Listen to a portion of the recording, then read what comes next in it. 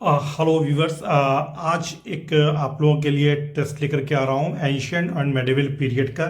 इस टेस्ट में आपको 10 क्वेश्चंस मिलेंगे जो कि एंशियंट इंडिया और मेडिवल इंडिया से जुड़े हुए हैं। उन टॉपिक्स को टच किया गया है जहाँ से निरंतर प्रश्न यूपीएससी पूछता रहा है। इस यूपी स्टेट पीसीएस में भी यहाँ से प्रश्न अधिकतम पूछे जाते हैं। इस तरीके से हिस्ट्री के इस टेस्ट को डिजाइन किया गया है कि यूपीएससी के एस्पायरेंट्स को टारगेट करने के साथ साथ यूपी पीसीएस के भी जो गंभीर प्रतियोगी हैं, जो यूपीएससी का भी एग्जाम देते हैं, और साथ ही साथ स्टेट पीसीएस का भी स्तर चूंकि बढ़ा है और इस तरीके के प्रश्न स्टेटमेंट के या मैचिंग के अधिक पूछे जा रहे हैं, और उसको ध्यान में रखते हुए हिस्ट्री का ये जो मैंने टेस्ट डिजाइन किया है, कुल 10 क्वेश्चंस हैं एमसीक्यू के फॉर्मेट में। और आपको करना क्या है, इनमें से 7 प्रश्नों को सही उत्तर देने की कोशिश करनी है। आप पेन और कॉपी साथ में ले जाइए, हाथ में ले लीजिए, और साथ ही साथ जो आंसर हो आप उसको आंसर कमेंट के माध्यम से भी बता सकते हैं, और साथ ही साथ आप अपनी कॉपी पर उसको जो है पेन डाउन कर सकते हैं। और आप मिलाएं बाद में कि आपके इन 10 में से 7 क्वेश्चन अगर सही हो रहे हैं तो निश्चित रूप से एंशिएंट इंडिया और मेडिवल पीरियड्स के जो प्रश्न आएंगे उनको आप अधिकतर परीक्षा भवन में, एग्जामिनेशन हॉल में सही हल कर पाएंगे। और अगर इससे कम आ रहे हैं तो निश्चित रूप से आपको थोड़ा ध्यान देने की आवश्यकता है। Now let's start the video. इसका रूल ये रहेगा, चूंकि ये यूट्यूब पर मैं एक टेस्ट कंडक्ट कर रहा हूं, तो इसमें आपको ध्यान ये रखना है कि मैं प्रश्न पढ़ूंगा, सारे उसके जो स्टेटमेंट्स हैं, जो ऑप्शंस हैं वो पढ़ूंगा, और इस बीच में आपको अपने उत्तर को देना है। मैं आपको सही उत्तर बताऊंगा और साथ ही साथ उसका एक ब्रीफ सप्लीमेंट्री होगा, लेकिन टू द पॉइंट होगा। उसमें हम बहुत ज्यादा डिटेल में तो नहीं जाएंगे, लेकिन पर्याप्त रूप से आपको सभी सामग्री और सभी जानकारी प्रश्न से जुड़ी हुई आपको वहां पे मिल जाएगी। So now let's start the video. भारतीय उपमहाद्वीप में पाषाण युग के विभिन्न चरणों के विकास के संदर्भ में निम्नलिखित कथनों पर विचार कीजिए। देखिए, ये पाषाण, भारतीय उपमहाद्वीप में भारतीय उपमहाद्वीप में पाषाण युग यानी प्रागैतिहासिक काल आप ले सकते हैं। विभिन्न चरणों के विकास के संदर्भ में निम्नलिखित कथनों पर विचार करना है आपको। पहला स्टेटमेंट दे रखा है, लगभग 12,000 साल पहले पुरुषों, महिलाओं और बच्चों ने संभवतः अनाज को भोजन के रूप में एकत्रित किया और उसे उपजाना सीखा। दूसरा स्टेटमेंट है, नव पाषाण युग की शुरुआत 10,000 बीसी पूर्व, ईसा पूर्व या बीसी पूर्व, ठीक, हुई थी, और पूरा पाषाण काल में लोग आग के उपयोग से परिचित थे। पूरा पाषाण काल में लोग आग के उपयोग से परिचित थे।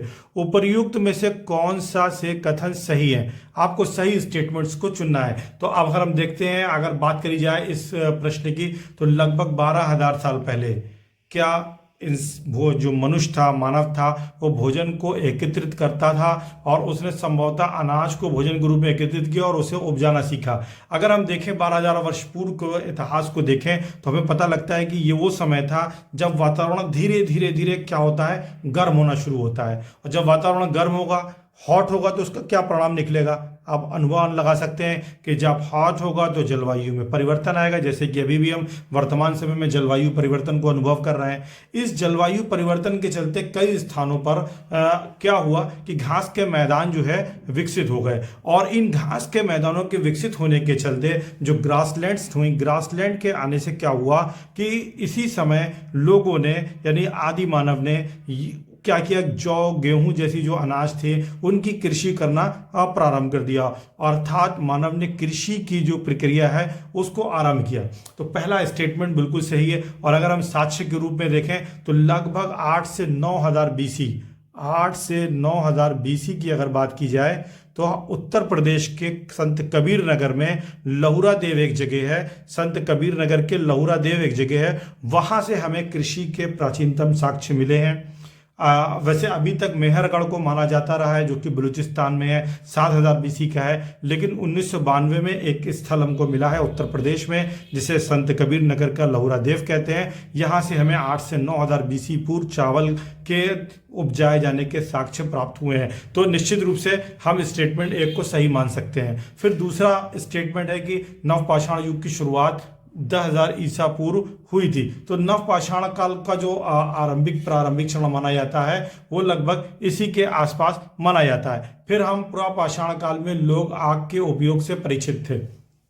अगर इस स्टेटमेंट की बात करें तो हम आग के प्रयोग को देखें तो पहले थोड़ा पूरा पाषाण काल को समझने की कोशिश करते हैं कि जो पूरा पाषाण काल है वो 5 लाख से 50,000 BC में पूरा पाषाण काल था। और इस पूरा पाषाण काल में जो का जो पीरियड ये जो मैंने बताया है ये निम्न पूरा पाषाण काल से था। कहाँ से जुड़ा था? निम्न पूरा, लोअर पैलियोलिथिक एज से जुड़ा था। और इस काल में 2 संस्कृतियां हमको देखने को मिलती हैं। एक साउथ इंडिया में देखने को मिलती है जिसको हम क्या कहते हैं, हैंडेक्स संस्कृति बोलते हैं। दूसरी हमको नॉर्थ में मिलती है पंजाब में, जिसे हम सोहन संस्कृति बोलते हैं। और ये दोनों संस्कृतियां किससे जुड़ी हैं? निम्न पूरा पाषाण काल से जुड़ी हैं, लोअर पैलियोलिथिक एज से जुड़ी हैं।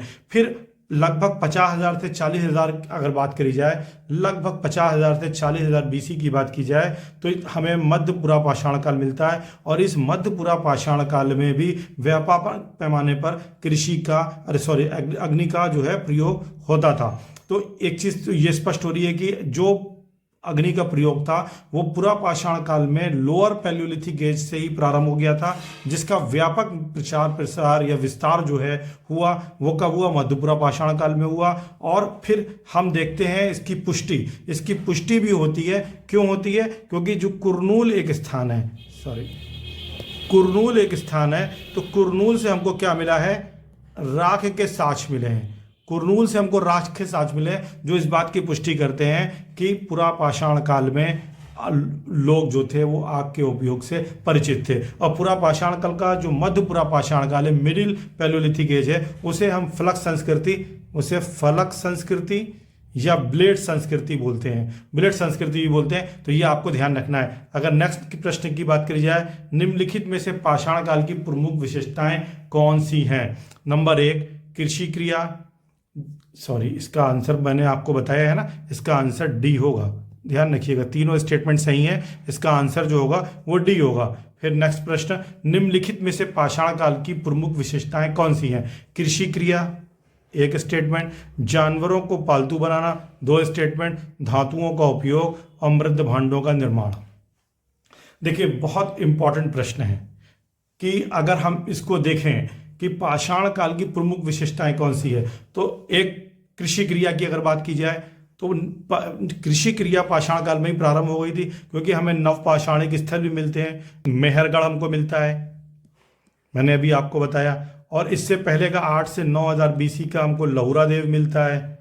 लहुरा देव ये उत्तर प्रदेश के कबीर नगर में है। तो ये 2 कृषि क्रिया के साथ मिल जाते हैं। तो मध्य पाषाण काल से ही हम इसके चिन्ह देखते हैं और मेहरगढ़ में स्पष्ट हो जाते हैं। फिर पशुपालन को पालतू बनाना, देखिए मध्य पाषाण काल में ही हमको मिलता है। क्या मिलता है कि यहाँ से हमें मध्य प्रदेश में आदमगढ़ है, आदमगढ़, यहाँ से हमें पशुपालन के साक्ष्य मिले हैं। राजस्थान का बागौर है, यहाँ से हमको पशुपालन के साक्ष्य मिले हैं। तो ये भी स्टेटमेंट बिल्कुल सही है। धातुओं का उपयोग और मृद भांडों का निर्माण, तो अगर हम मिट्टी के बर्तन बनाने की बात करें, इसी तरीके से मृद भांडों का निर्माण जो है वो भी मध्य पाषाण काल में ही प्रारंभ हो गया था। क्योंकि एक स्थल है लखनाज, क्या है? लखनाज। और ये लखनाज कहाँ पर है? ये गुजरात में है। और गुजरात के लखनाज से हमको जो है मध्य पाषाण कालीन जो है मृद भांड जो है प्राप्त हुए हैं। तो इस प्रकार हम कह सकते हैं कि ये तीनों ही स्टेटमेंट हमारे जो हैं सही हैं। लेकिन अगर हम तीसरे स्टेटमेंट की बात करें, धातुओं का उपयोग, तो धातुओं का उपयोग इस समय नहीं प्रारंभ हुआ था। धातुओं का उपयोग हुआ था ताम्र पाषाण काल में। कब हुआ था? ताम्र पाषाण काल में। और ये ताम्र पाषाण काल को ही हम बोलते हैं कैल्कोलिथिक एज। और कैल्कोलिथिक एज जो है वो कब की मानी जाती है? वो लगभग 2000 से 1500 BC जो है इसका टाइम पीरियड माना जाता है। किसका? ताम्र पाषाणिक संस्कृति का। और तभी हमने पहली धातु जो प्रयोग की है वो कौन सी है? वो ताम्र है, आपको मालूम है। और सिंधु घाटी सभ्यता पहली सभ्यता है जो कांस्य युगीन है। और ये भी एक विचारणीय प्रश्न है कि भारत में कांस्य युगीन सभ्यता का विकास ताम्र पाषाणिक सभ्यताओं से पहले हो गया। ये एक विषय है, जब कभी मेंस के बारे में ऑप्शनल में हिस्ट्री पढ़ाएंगे तो आपको निश्चित रूप से इस पर भी गंभीर चर्चा करेंगे। नेक्स्ट प्रश्न की तरफ चलते हैं। निम्नलिखित कथनों पर विचार कीजिए। अब अगर उत्तरी भारत में बड़े पैमाने पर मेगालिथिक समाधान पाए जाते हैं। प्रागैतिहासिक भारत में लौह युग मेगालिथिक समाधान के समकालीन था। फिर ताम्रपाषाण युगीन समुदायों ने भारत में सर्वप्रथम गांवों की स्थापना की। और नवपाषाणकालीन समुदायों की अपेक्षा अधिक खाद्यान्नों की खेती की। उपरोक्त में कौन सा कथन सही है या है? तो देखिए, बहुत ही अच्छा प्रश्न है, इसका उत्तर आप बताइए। और ये सारे प्रश्न ऐसे हैं कि आपके अंडरस्टैंडिंग को बताते हैं, एनालिटिकल अप्रोच को बताते हैं। ये प्रश्न जो है यूपीएससी के स्तर के प्रश्न हैं, पूर्व में पूछे गए पीवाईक्यू के भी हिस्से हो सकते हैं। तो कुल मिलाकर के ये 10 प्रश्न जो डिजाइन किए गए हैं वो बिल्कुल परीक्षा के स्तर के हिसाब से किए गए हैं। तो पहला हम थोड़ा सा आपको सप्लीमेंट्री इंफॉर्मेशन भी करते रहे, आप अपने उत्तर को ऑप्ट कर सकते हैं इन द मीन टाइम कि मेगालिथिक क्या होता है। देखिए, दक्षिण भारत में महापाषाणों का निर्माण हुआ। महापाषाण, मेगा, महा और लिथिक पाषाण। तो मेगालिथिक का मतलब है महापाषाण, और इसका निर्माण कहाँ हुआ? साउथ इंडिया में हुआ। तो ये चीज़ क्लियर हो रही होगी। और ये साउथ इंडिया में मेगालिथिक है क्या? जब हमने शवों को दफनाया, शवों का उनका शवाधान किया, तो उनके साथ हमने क्या किया? पाषाण का यानी स्टोन का भी प्रयोग करना शुरू कर दिया, और इसी स्टोन के साथ शवाधान को हम क्या बोलते हैं? महापाषाण बोलते हैं। एक चीज़ आपको क्लियर हो रही होगी। दूसरी चीज़ ये है कि इसकी एक विशेषता भी ध्यान रखिए कि जब हम पाषाण संस्कृति की बात करते हैं, महापाषाण संस्कृति या मेगालिथिक संस्कृति की बात करते हैं, तो इसके साथ हमें लौह उपकरण भी मिले हैं, इसके साक्ष्य हमको मिले हैं। और इस तरीके से हम ये मानते हैं कि लगभग 1000 BC पूर्व जब ये महापाषाणिक संस्कृति दक्षिण भारत में विकसित हो रही थी, फैल रही थी, तब उस समय भारत में लोहे का उपयोग दक्षिण भारत में कम से कम हो रहा था। ये चीज़ निश्चित रूप से कही जा सकती है। हालांकि 1000 BC का ही हमारे पास साक्ष्य अतरंजी खेड़ा का भी मिलता है, जहां से हमें लोहे के उपयोग के साक्ष्य मिले हैं। तो निश्चित रूप से ये चीज़ आपको क्लियर हुई है। फिर दूसरा इसमें जो प्रश्न बनता है कि महापाषाणिक स्थल कहाँ कहाँ से मिले, सप्लीमेंट्री इंफॉर्मेशन में बता रहा हूँ। तो कर्नाटक में हल्लूर एक जगह है, आपने हल्लूर का नाम सुना होगा। तो हल्लूर से हमको जो है महापाषाणिक साक्ष्य मिले हैं। फिर मस्की से भी हमको मिले हैं। और देखिए, मस्की एक ऐसा स्थल है जहाँ से अशोक का एक अभिलेख मिला जिसमें अशोक का नाम भी है। फिर आंध्र प्रदेश में नागा अर्जुन कोंडा हमको मिल जाता है। इसी तरीके से तमिलनाडु में आदिचनल्लूर मिल जाता है। तो ये सारे स्थल कौन से हैं? ताम्रपाषाणिक हैं। और इसका सही उत्तर क्या हो जाएगा? सी हो जाएगा। तो 2 और 3 ठीक है। क्यों हो जाएगा? क्योंकि उत्तर भारत में बड़े पैमाने पर मेगालिथिक शवाधान पाए गए हैं। ये सेंटेंस रॉन्ग है। क्लियर है? आपने अगर ये ऑप्शन सी लगाया है तो निश्चित रूप से आपने अपनी प्रिपरेशन में एक गहराई को प्राप्त किया है। फिर नेक्स्ट प्रश्न, हड़प्पा सभ्यता के संदर्भ में निम्नलिखित कथनों पर विचार कीजिए। एक हड़प्पावासी क्या है? एक हड़प्पावासी सभ्यता के संदर्भ में निम्न विचार किया। एक हड़प्पावासी दक्षतापूर्ण हथियार बनाने में निपुण थे। ध्यान दीजिएगा, हथियार बनाने में निपुण थे। उपमहाद्वीप में सर्वप्रथम कांस्य का उपयोग किया और धातु के सिक्कों को प्रचलित किया। कांस्य का उपयोग किया और धातु के सिक्कों को प्रचलित किया। टेराकोटा कलाकृतियां हड़प्पा वासियों के परिष्कृत कलात्मक कार्यों का प्रतिनिधित्व करते हैं। अगर आपने इसका उत्तर अब तक फाइंड आउट किया हो मेरे प्रश्न पढ़ने के दौरान, तो निश्चित रूप से आपने अगर सही ऑप्शन चुना है तो आप प्रिपरेशन सही डायरेक्शन में है। वैसे इसका सही उत्तर जो है वो क्या होगा मैं आपको बताता हूं। देखिए, हड़प्पा वासी दक्षतापूर्ण हथियार बनाने में निपुण थे, ये गलत है। सिंधु सभ्यता एक व्यापारिक सभ्यता थी, इसमें व्यापार वाणिज्य का महत्व था, और हथियार बनाना वैदिक संस्कृति की विशेषता थी। वैदिक संस्कृति में जो है रथ और हथियारों का अधिक महत्व था। तो पहला स्टेटमेंट गलत हो गया। अब दूसरा स्टेटमेंट आ जाते हैं कौन, और ये भी ध्यान रखिए कौन सा से सही नहीं है। पहली चीज ये भी ध्यान रखिएगा। तो पहला स्टेटमेंट गलत हो गया। दूसरा जो है उपमहाद्वीप में सर्वप्रथम कांस्य का उपयोग किया, ये स्टेटमेंट सही है, लेकिन धातु के सिक्कों को प्रचलित किया, ये स्टेटमेंट गलत है। तो इस तरह से दूसरा स्टेटमेंट भी गलत हो गया। तीसरा आ जाइए, टेराकोटा कलाकृतियां हड़प्पा वासियों के परिष्कृत कलात्मक कार्यों का प्रतिनिधित्व करते हैं। तो परिष्कृत कलात्मक कार्यों का प्रतिनिधित्व नहीं करते हैं, ये जन सामान्य के कलात्मक कार्यों का प्रतिनिधित्व करते हैं। हड़प्पा सभ्यता की परिष्कृत कलात्मक कलाकृतियों का प्रतिनिधित्व मोहनजोदड़ो की कांस्य की मूर्ति, नर्तकी की मूर्ति है, योगी की मूर्ति है जो सिर की मिली है। तो वो सारी जो है हड़प्पा वासियों के कलात्मक जो परिष्कृत कलात्मक कार्यों का प्रतिनिधित्व करते हैं, ना कि टेराकोटा कलाकृतियां। तो ये स्टेटमेंट भी गलत हो गया। तो तीनों स्टेटमेंट गलत हैं, और आपको पूछ रहा कौन सा सही नहीं है, तो तीनों सही नहीं है, इसलिए आपका सी ऑप्शन सही हो जाएगा। नेक्स्ट प्रश्न की तरफ चलते हैं। निम्नलिखित कथनों पर विचार कीजिए। महिलाओं का समाज में उच्च स्थान था। अब महिलाओं का समाज में उच्च स्थान था, लड़कियों की भी लड़कों के साथ शिक्षा दी जाती थी, और महिलाओं को सभा और समिति दोनों में भाग लेने की अनुमति थी। उपरोक्त में से कौन सा से प्रारंभिक वैदिक युग के बारे में सही है? तो हमें सही स्टेटमेंट चुनना है। और प्रारंभिक वैदिक यानी ऋग्वेदिक की बात कर रहा है, ऋग्वेदिक पीरियड की बात हो रही है, प्रारंभिक वैदिक युग। अब महिलाओं का समाज में उच्च स्थान प्राप्त था, तो निश्चित रूप से हम जानते हैं कि जो ऋग्वेदिक समाज था उस समय एक कबायली समाज था, और इस कबायली समाज में महिलाओं को भी उच्च स्थान प्राप्त था, उन्हें कई सारे अधिकार प्राप्त थे। पहली चीज तो ये कि महिलाओं को भी उपनयन का अधिकार था, एक इंपॉर्टेंट पॉइंट है कि पुरुषों के समान ही, लड़कों के समान ही उनका भी जो है उपनयन संस्कार किया जाता था। दूसरी चीज जो आगे स्टेटमेंट में दे रखी है, थर्ड स्टेटमेंट, वो सभा समिति और विदत जैसी जो उनकी संस्थाएं थी उनमें उन्हें भाग लेने की अनुमति थी। तो ये भी जो है समान भागीदारी के विचार को जो है रखता है। तो इस दृष्टि से भी देखा जाए तो महिलाओं को समाज में उच्च स्थान प्राप्त था। फिर अगर हम दूसरी चीजें देखें तो समाज में पर्दा प्रथा नहीं थी, ये सशक्तिकरण को दिखाता है। फिर सती प्रथा नहीं थी समाज में, तो ये भी आपको बताता है कि समाज कैसा था। दहेज प्रथा नहीं थी, तो ये भी आपको बताता है कि समाज में महिलाओं की स्थिति क्या थी।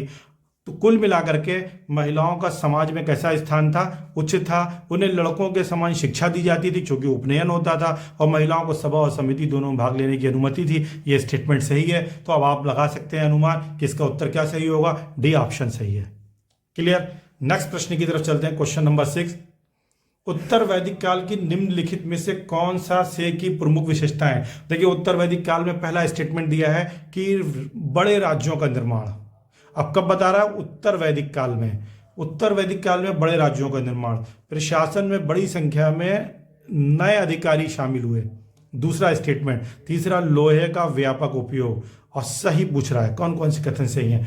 इस प्रश्न को करिए, बहुत ही अच्छा प्रश्न है, उत्तर वैदिक काल के संदर्भ में पूछा गया है, इसको भी आप ध्यान रखिए। तो पहला प्रश्न क्या है? पहला स्टेटमेंट, उत्तर वैदिक काल में बड़े राज्यों का निर्माण हुआ। निश्चित रूप से अगर हम देखें तो उत्तर वैदिक काल में बड़े राज्यों का निर्माण हुआ। क्यों हुआ? हालांकि अभी भी परिवार जो था यानी कुल जो था वो प्रशासन की सबसे छोटी इकाई थी, सबसे महत्वपूर्ण इकाई भी थी, लेकिन और उसके ऊपर परिवार के ऊपर क्या था, यानी कुल के ऊपर क्या था? कुल के ऊपर हमारे पास क्या था? ग्राम था। और ग्राम के ऊपर क्या था? विष था। और विष के ऊपर क्या था? जन था। ठीक। और उत्तर वैदिक युग में कई जन मिले और इनसे बना जनपद, यानी बड़े राज्यों का निर्माण हुआ। और इसका पुष्टि भी मैं कर सकता हूं, जैसे फॉर एग्जाम्पल पुरु जन और भरत जन। पुरु और भरत दो जन थे, ये महत्वपूर्ण जन थे, और इन दोनों के मिलने से क्या बना? कुरु जनपद बना।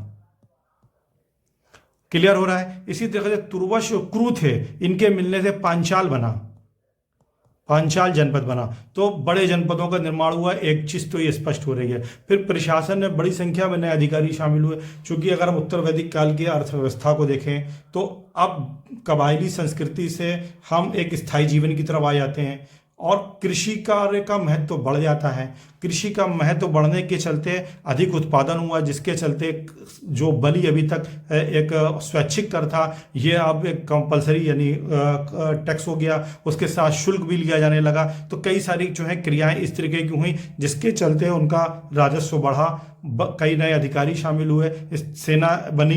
तो कुल मिलाकर के प्रशासन में नए अधिकारी सम्मिलित हुए, जैसे सेनानी, सूत, राजा का सारथी, ग्रामणी, ये सब पहले से चले आ रहे थे, लेकिन अब भागदूत कर संग्रहकर्ता हो गया, संग्रहिता कोषाध्यक्ष हो गया। इसी की तरह अछावा पासे का खेल में राजा का साथी हो गया। गोविकर्तन, तो गोविकर्तन जो था वो जंगल के विभाग का प्रमुख था, तो गोविकर्तन जैसे आए। तो शतपथ ब्राह्मण में अगर हम देखें, शतपथ ब्राह्मण में, किसमें? शतपथ ब्राह्मण में हमको 12 इस तरीके के रत्नियों का उल्लेख मिलता है, यानी प्रशासनिक अधिकारियों का उल्लेख मिलता है। तो एक स्टेटमेंट ये बहुत इंपॉर्टेंट है। फिर अगर आप आगे की अगर बात करें तो आगे कह रहा है कि इस काल में लोहे का व्यापक रूप से प्रयोग किया जाता था। अगर हम पुरातात्विक साक्ष्य की बात करें तो मैंने जैसे बताया कि अतरंजी खेड़ा 1000 BC में क्या है? अतरंजी खेड़ा। और अतरंजी खेड़ा से हमको लोहे के साक्ष्य मिले हैं, और ये उत्तर वैदिक काल युग है। तो एक चीज तो पुरातात्विक साक्ष्य से इसकी पुष्टि हो रही है। दूसरे, हम उत्तर वैदिक कालीन ग्रंथों में अगर देखें तो हमको लोह आयास क्या मिलता है? लोह आयास शब्द मिलता है, और कृष्ण आयास शब्द मिलता है। तो लोह आयास और कृष्ण आयास अगर इनको देखें तो ये जो है लोहे के संदर्भ में प्रयुक्त हुए हैं। फिर अगर हम देखें शतपथ ब्राह्मण में कृषि के महत्व से जुड़े हुए भी हमें कई सारी क्रियाएं मिलती हैं, जैसे कटाई, बुना, जुताई, मड़ाई वगैरह होती है, तो इसका उल्लेख भी हमें शतपथ ब्राह्मण में मिलता है। और शतपथ ब्राह्मण में ही 12 रत्नियों का उल्लेख मिलता है, तो शतपथ ब्राह्मण बहुत महत्वपूर्ण है। शतपथ ब्राह्मण में ही जल प्लावन की कथा भी मिलती है। तो इन चीज़ों को भी ध्यान में रखिए, क्योंकि ये सब बड़े इंपॉर्टेंट फैक्ट हैं जो कभी भी परीक्षाएं पूछे जा सकते हैं। फिर अगर हम अथर्ववेद की बात करें तो अथर्ववेद में हमको पृथ्वीवेन के हल और कृषि के आविष्कार के रूप में उनका उल्लेख किया गया है। किसका किया गया है? पृथ्वीवेन का उल्लेख किया गया है। हल के और कृषि के आविष्कारक के रूप में पृथ्वीवेन का जो है उल्लेख किया गया है। और मैंने बताया कि अतरंजी खेड़ा से हमको साक्ष्य मिले हैं। तो अब आप सारे प्रश्नों को देख सकते हैं कि इसका उत्तर क्या सही होगा। तो 1 भी सही है, 2 भी सही है, 3 भी सही है, और इसका उत्तर हो जाएगा डी। स्पष्ट। नेक्स्ट चलते हैं। निम्नलिखित में से महाजनपद की कौन सी विशेषताएं हैं? विशाल किलों का निर्माण, विशाल सेनाओं का गठन और नियमित करों का आरोपण।